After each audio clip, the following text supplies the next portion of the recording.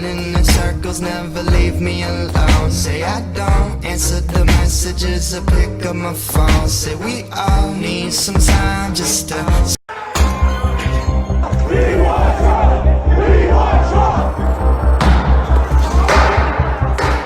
January 6, 2021, now one of those iconic days in American history for all the wrong reasons.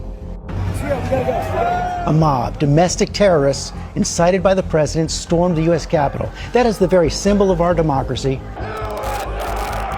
And somehow overnight, Congress, they managed to reconvene with lawmakers. They looked visibly shaken.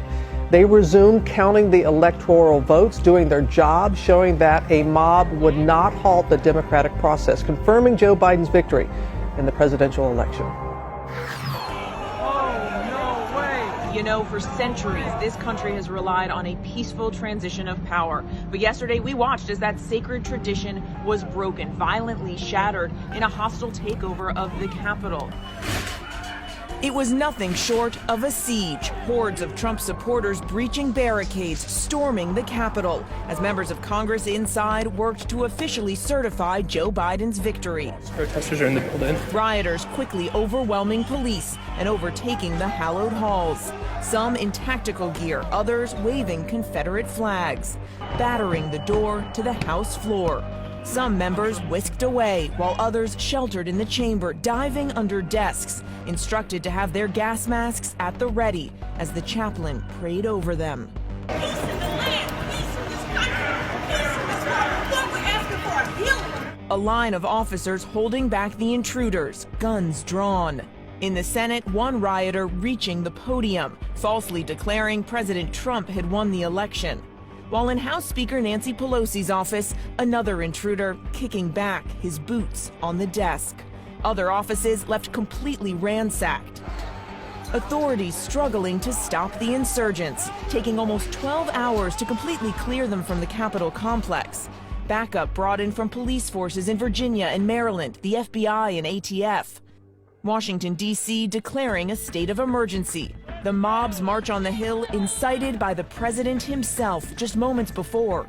We're going to walk down to the Capitol because you'll never take back our country with weakness.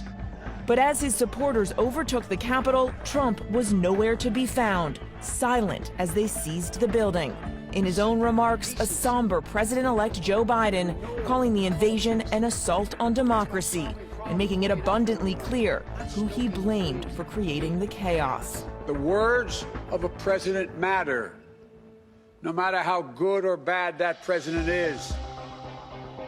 At their best, the words of a president can inspire.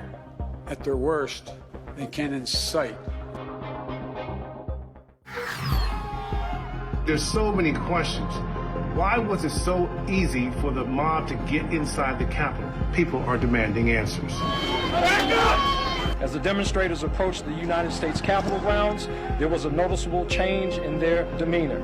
They breached the fencing along the U.S. Capitol grounds and confronted police lines surrounding the building. Some of them came prepared for violence. It was clear that the crowd was intent on causing harm to our officers by deploying chemical irritants on police to force entry into the United States Capitol building. But instead of standing their ground, images show Capitol Police removing the barriers, turning, walking away. Inside chaos, a mob.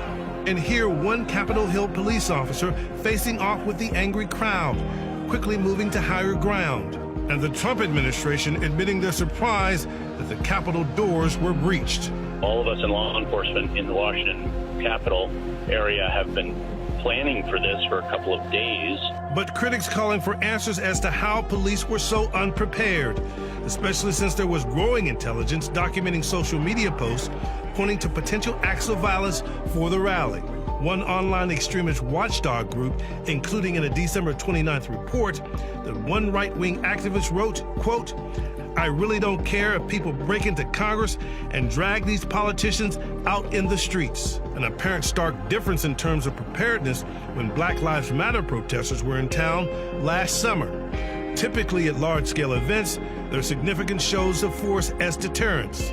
And this morning, questions about the president's response, including whether he resisted efforts to bring in the National Guard.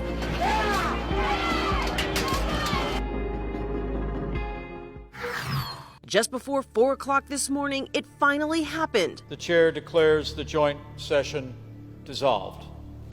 Vice President Mike Pence closing out the ceremony after one of the saddest days in this country's history, defying the president's pressure campaign, putting his duty to the Constitution above his loyalty to President Trump. It took a mob of Trump supporters overtaking the Capitol for Congress to finally come together and officially certify Joe Biden as the next president of the United States. Those who strove to deter us from our responsibility, you have failed. The United States and the United States Congress have faced down much greater threats than the unhinged crowd we saw today. Most Republican senators who plan to launch challenges to the vote returning to the chamber with a change of heart after hiding for hours from that insurrection. It was a moment of reckoning for Republicans and a stunning break for one of the president's most loyal allies, Senator Lindsey Graham, who, after defending President Trump through so many controversies, finally stood up to say enough is enough. All I can say is count me out. Mitt Romney delivering some of his harshest words yet. We gather due to a selfish man's injured pride and the outrage of supporters who he has deliberately misinformed for the past 2 months. What happened here today was an insurrection incited by the President of the United States. And in the end, in the early morning hours, delivered through an aide because his own Twitter account is suspended, a statement from President Trump committing to a peaceful transfer of power, something he had failed to do until now. And President Trump went on to say that this represents the end of the greatest first term in presidential history, and certainly history will remember what happened here in Washington yesterday. I would like to begin by addressing the heinous attack on the United States Capitol. Like all Americans, I am outraged by the violence, lawlessness, and mayhem. I immediately deployed the National Guard and federal law enforcement to secure the building and expel the intruders. America is and must always be a nation of law and order. The demonstrators who infiltrated the Capitol have defiled the seat of American democracy. To those who engaged in the acts of violence and destruction, you do not represent our country. And to those who broke the law, you will pay. We have just been through an intense election and emotions are high. But now tempers must be cooled and calm restored. We must get on with the business of America. My campaign vigorously pursued every legal avenue to contest the election results. My only goal was to ensure the integrity of the vote. In so doing, I was fighting to defend American democracy. I continue to strongly believe that we must reform our election laws to verify the identity and eligibility of all voters and to ensure faith and confidence in all future elections. Now Congress has certified the results. A new administration will be inaugurated on January 20th. My focus now turns to ensuring a smooth, orderly, and seamless transition of power. This moment calls for healing and reconciliation. 2020 has been a challenging time for our people. A menacing pandemic has upended the lives of our citizens, isolated millions in their homes, damaged our economy, and claimed countless lives. Defeating this pandemic and rebuilding the greatest economy on earth will require all of us working together.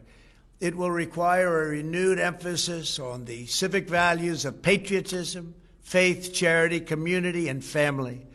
We must revitalize the sacred bonds of love and loyalty that bind us together as one national family. To the citizens of our country, serving as your president has been the honor of my lifetime. And to all of my wonderful supporters, I know you are disappointed, but I also want you to know that our incredible journey is only just beginning. Thank you, God bless you, and God bless America.